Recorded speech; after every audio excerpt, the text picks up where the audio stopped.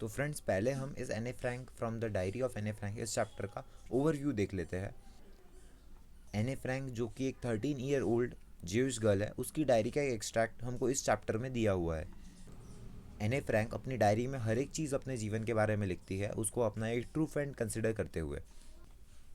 उसके अलावा second world war के टाइम जब जर्मन्स होलैंड के ऊपर में हमला कर रहे थे, उस समय उसकी फैमिली छुपते हुए इधर से उधर भाग रही थी। इसी समय पे एने ने अपनी डायरी के अंदर वो सारे सीक्रेट्स लिखे अपने लाइफ के बारे में, जो उसे लोगों को बताना था।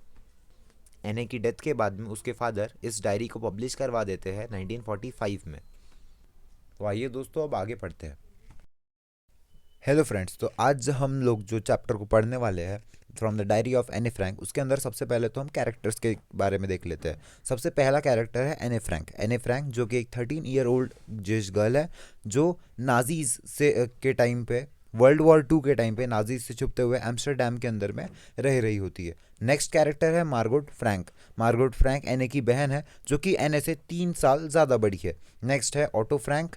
ऑटो फ्रैंक एने के फादर है, जो कि एक ज्यूइश बिजनेसमैन है, और ये जर्मनी छोड़ करके निकल जाते हैं जैसे जैसे हिटलर की पावर बढ़ रही होती है, और ये शिफ्ट हो जाते हैं होलैंड के अंदर में। नेक्स्ट है हमारे पास में मिसेस एडिथ होलैंडर। ये एडिथ होलैंडर एने की मम्मी है, जो बहुत सारे कॉन्फ्लिक्ट्स का हिस्सा रही इस हाइडिंग के टाइम पे। इसके बाद में है मिसेस क्यूपरस एने फ्रैंक की मॉन्टेसरी स्कूल की हेड मिस्ट्रेस है। और लास्ट में हम देखते हैं मिस्टर किसिंग के बारे में। मिस्टर किसिंग जो है, ये एने की टीचर है, जो एने को बहुत बार पनिश कर चुकी है उसके टॉकेटिव नेचर के वजह से।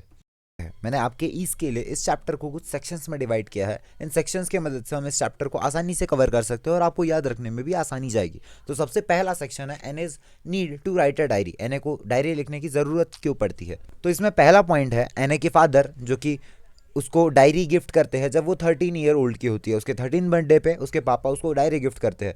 डायरी लिखना उसके लिए भी एक बहुत ही ज़्यादा स्ट्रेंज एक्सपीरियंस था, क्योंकि इससे पहले उसने कभी डायरी लिखा नहीं था। उसकी जो पहली एंट्री होती है डायरी में, वो भी सिर्फ इसी बारे में होती है कि वो अपने डायरी को अपने बारे में सब कुछ बताना चाहती है। उसे ऐसा लगता था कि डायरी के अंदर जो पेजेस है, उसके पास में लोगों से ज़्यादा पेशेंस है। ये डायरी के हर एक पेजेस वो सब कुछ सुनेंगे जो ये उस डायरी को बताना चाहेगी। इसीलिए एने अपने सारे सीक्रेट्स को उस डायरी के साथ में शेयर करना चाहती थी।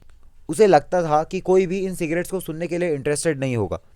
एने का कोई उतना खास दोस्त भी नहीं था। एने के फैमिली मेंबर्स तो बहुत ज़्यादा लविंग थे, लेकिन फिर भी एने के जो और भी बाकी के दोस्त थे, वो उनसे अपने ऑर्डिनरी थिंग्स को शेयर नहीं करती थी। इसके अलावा हम लास्ट पॉइंट में देख सकते हैं कि एने अपने डायरी के अंदर में जून 1942 से लिखना स्टार्ट करती है, और वो अपने डायरी को अपना बेस्ट फ्रेंड पुकारती है, जिसको वो किटी नाम देती है। सेक्शन में हम ये डिस्कस करने वाले हैं कि एने ने अपने बचपन और अपनी फैमिली के बारे में क्या क्या बताया। इसमें एने को ऐसा लगता है कि दूसरी एंट्री जो उसको अपने डायरी में करनी चाहिए, वो अपने फैमिली और अपने चाइल्डहुड के बारे में करनी चाहिए। अब एने को लगता है कि उसके father one of the most adorable father है, जो कि 36 ईयर के ओल्ड थे जब उन्होंने उसकी मम्मी एडिथ होलैंडर फ्रैंक से शादी की, जो कि 25 ईयर्स ओल्ड है। इसके बाद में उन्होंने इसके बाद में एने ने अपने एल्डर सिस्टर का मेंशन किया है, जो कि उससे 3 साल बड़ी थी, जिनका जन्म 1926 में हुआ है, और इसके बाद में एने का जन्म 12 जून 1929 को हुआ था। उसके बाद में एने बताती है जब उसके पेरेंट्स होलैंड के अंदर इमिग्रेट कर जाते हैं, होलैंड में चले जाते हैं 1933 में, तब एने और उसकी जो बहन है वो ग्रैंड माँ के साथ में आचन में रह रही होती है। उसके बाद जब उसके मम्मी और पापा होलैंड में एक बार सेटल हो जाते हैं, उसके बाद में वो एने और उसकी बहन को भी लेने के लिए आते हैं। तो दोस्तों, नेक्स्ट सेक्शन में हम एने की स्कूलिंग के बारे में पढ़ने वाले हैं। इसमें यहाँ ये बताया गया है कि एने जब 6 साल की होने की थी, तब तक उसने मॉन्टेसरी नर्सरी स्कूल में अपनी पढ़ाई कंप्लीट की थी। एने के फेयरवेल पे जो उसकी हेड मिस्ट्रेस थी मिसेस क्यूपरस, उनके आंखों में भी आंसू आ गए थे एने को हार्ट ब्रेकिंग फेयरवेल देते हुए। इसके बाद में नेक्स्ट सेक्शन में बताया गया है कि एने अपने ग्रैंड मदर के डेथ को किस तरीके से लेती है। तो एने जो अपनी ग्रैंड मदर से बहुत ज़्यादा प्यार करती थी, जब एने की ग्रैंड मदर बीमार पड़ जाती है समर ऑफ 1941 में, और जब उनका ऑपरेशन हो रहा होता है, तो एने बहुत ज़्यादा दुखी हो जाती है। उसके बाद जब Anne's grand mother was died in January 1942, तब एने उनके मेमोरी में अपने बर्थडे जून के में एक कैंडल को भी जलाती है। अब एने के अपने लाइफ के बारे में एक्सप्लेन करने के बाद एने अपने डायरी में अपने स्कूल के बारे में लिखना स्टार्ट करती है। 20 जून 1942 से वो एंट्री स्टार्ट करती है अपने स्कूल के लाइफ के बारे में। वो बताती है कि जब उसके स्कूल में उसके टीचर्स उसके रिजल्ट को बताने वाले थे, उस टाइम पे सारे स्टूडेंट्स डरे हुए थे। सबको ये डर था कि वो अगले क्लास में जाएंगे कि नहीं जाएंगे। लेकिन उस समय एने को पता था कि उसके सारे फ्रेंड्स उसके साथ में उसके अगले क्लास में जाने वाले हैं। लेकिन एने को सिर्फ मैथ से डर लगता था। एने को लगता था कि जो टीचर्स है वो इस अर्थ के ऊपर में सबसे अनप्रिडिक्टेबल क्रिएचर्स है, जिनके ऊपर भरोसा नहीं किया जा सकता है। इसलिए एने अपने दोस्तों को बता रही होती है कि हमें होप नहीं छोड़नी है और हम सब अगले क्लास में जाने वाले हैं। इसके बाद वाले सेक्शन में एने के टॉकेटिव नेचर के बारे में बताया हुआ है कि एने किस तरीके से अपने स्कूल में टॉकेटिव थी।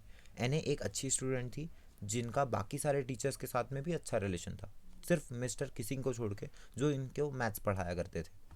मिस्टर किसिंग हमेशा से एने की इस टॉकेटिव नेचर से बहुत ज़्यादा परेशान थे, चिढ़े हुए रहते थे और वो उसे एक्स्ट्रा होमवर्क भी दिया करते थे पनिशमेंट के तौर पे। एक बार मिस्टर किसिंग ने एने को एक टॉपिक पे ऐसे लिखने के लिए दिया। टॉपिक था चैटर बॉक्स। चैटर बॉक्स का मतलब होता है जो बहुत ज़्यादा बातें करता हो। तो एने ने रोज़ की तरह अपना नॉर्मल होमवर्क कंप्लीट करने के बाद में ऐसे लिखना स्टार्ट किया। एने को समझ में कुछ नहीं आ रहा था कि वो ऐसे में क्या लिखे। फिर भी बातें करना ये स्टूडेंट की नेसेसिटी बताते हुए एनए ने टोटल 3 पेज का अच्छा खासा लंबा ऐसे लिखा। इसमें एनए ने बताया कि स्टूडेंट्स का फीचर होता है बातें करना, और एनए के अंदर ये जो क्वालिटी है, ये जो ट्रेट है बातें करने की, ये उसकी मम्मी से आई है, जो खुद भी बहुत ज़्यादा टॉकेटिव थी। नेक्स्ट सेक्शन में हम जानेंगे कि किस तरीके से एनए का ऐसे पढ़ने के बाद में मिस्टर किसिंग उसे फिर से और ज़्यादा पनिशमेंट देते हैं। इसमें हम देखते हैं कि मिस्टर किसिंग ने जब एने का ऐसे पढ़ा क्लास में और उसके ऊपर वो हंस पड़े, हंसने के बाद में वो जब दूसरा लेसन पढ़ा रहे होते हैं तो फिर से एने को बात करते हुए पकड़ते हैं और फिर से उसे पनिशमेंट दी जाती है। इस बार जो मिस्टर किसिंग थे उन्होंने उसे दूसरा एक टॉपिक दिया ऐसे लिखने के लिए, एन इनकॉरिजिबल चैटर बॉक्स। यहाँ पे इनकॉरिजिबल का मतलब होता है कभी ना सुधरने वाला। इसके बाद में एनए ने इसके ऊपर भी ऐसे लिखा और सबमिट किया। इसके बाद कुछ 1-2 लेसन पढ़ाते टाइम मिस्टर किसिंग ने कुछ नहीं बोला एनए को, लेकिन फिर तीसरे लेसन पढ़ाते टाइम फिर से उन्होंने एनए को बातें करते हुए पकड़ा और इस बार उन्होंने एनए को एक फिर से ऐसे लिखने के लिए दिया जिसका टॉपिक था quack quack quack said mister chatter box. ये टॉपिक सुन के पूरी क्लास हंसने लगती है एनए के ऊपर में। इससे एनए को ऐसा लगता है कि मिस्टर किसिंग उसका मजाक बना रहे होते हैं। तो इस सेक्शन में हम देखते हैं कि किस तरीके से एनए ने अपने मॉक को मिस्टर किसिंग के ऊपर में अम्यूजिंगली रिपीट किया। अब इस बार सबके हंसने के बाद एनए सोचती है कि इस बार वो अपने ऐसे को थोड़ा सा इंटरेस्टिंग और अलग तरीके से लिखेगी। इस बार उसने अपने दोस्त सैनी की हेल्प ली, जो कि पोइट्री में बहुत ही ज़्यादा अच्छी थी। इस बार उसने ऐसे को एक वर्स, एक पोएम के फॉर्म में लिखा, जिस पोएम के अंदर में 3 बेबी डकलिंग्स, एक फादर स्वान और एक मदर डक थे। इस पोएम के अंदर बताया गया था कि फादर स्वान ने डकलिंग को तब तक पीटा जब तक कि वो मर नहीं जाती, क्योंकि वो बहुत ज़्यादा क्वैक क्वैक करती थी। मिस्टर किसिंग ने इसी जोक को बहुत राइट वे में लिया और उन्होंने इस पोएम को क्लास में पढ़ के सुनाया। अपने क्लास में पढ़ने के साथ बाकी क्लासेस में भी पढ़ के सुनाया। इसके बाद से एने क्लास में बातें कर सकती थी और उसे कोई एक्स्ट्रा होमवर्क भी नहीं करना पड़ता था। मिस्टर किसिंग, जो कि उनके मैथ्स के टीचर थे, उनके भी बिहेवियर में चेंजेस देखने को मिले और वो भी क्लास में अब जोक्स क्रैक करने लगे थे और क्लास का माहौल अब थोड़ा सा शांत हो गया।